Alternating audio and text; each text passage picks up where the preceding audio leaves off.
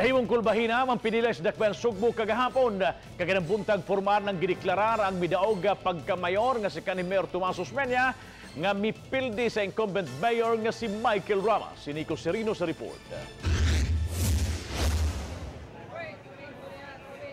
Madasigon nga midagsa sa mga voting precincts sa Dakbayan ang mga Sugboanon na ma-senior citizen man, ma-PWD o regular voter. Wa nila igsapayan ang kataas sa linya o ang kainit sa adlaw. Human sa botasyon, giimprenta dayon ang mga election returns o gitransmit ang resulta sa botasyon. Sa Social Hall sa City Hall, gihimo ang canvassing. Sa pag-abot na sa boto, hinay-hinay na ang pag-una sa kanhi mayor. Mga alas 10 sa gabi, kalit nga miabot sa Social Hall si Rama. Di siya makatuo sa resulta sa botasyon kay mayoriya sa posisyon nakuha man sa Team Rama. We worked so hard. And that's precisely the reason why we knew our numbers. And I will repeat, figures will never lie. Only liars cannot figure. Tan-aw na nato kay sagrado ni right of suffrage sa katawhan.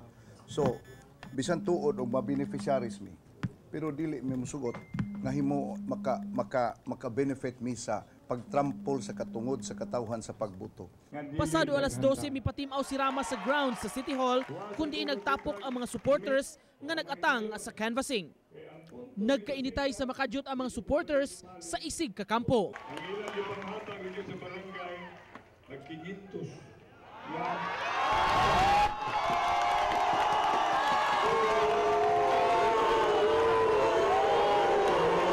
Auhag ni Rama sa mga supporters magpabiling kalmado subay sa prayer vigil nga himuon karong hapon.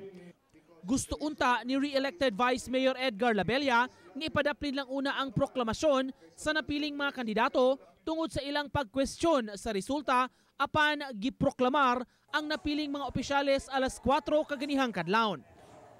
Milabaw si Osmeña sa 34,000 ka mga boto kang Rama. Si Labella napili sa pagbalik sa katungdanan. Napili usab pagkakongresista sila si Raul Del Mar o Bebot Abellanosa. Sa North District, upat ang taga-BOPK, samtang upat sab ang napili sa Team Rama. Hinuon sa South District, duha lang sa 8 ka mga konsihal ang BOPK, samtang unom sa Team Rama. How do you see yourself working with Labella? I don't have problems with Labella. I have problems with Rama. But it's not a problem anymore. What we get free confirmation controversy. All right. So we have to congratulate all the candidates who garner the winning number of votes. No? So ato gina siyang iproklamar, then it's up for them to ilam ng katungod o pagkita sila o unsay angay nilang buhaton. Nico Serino, Balitang Bisdak.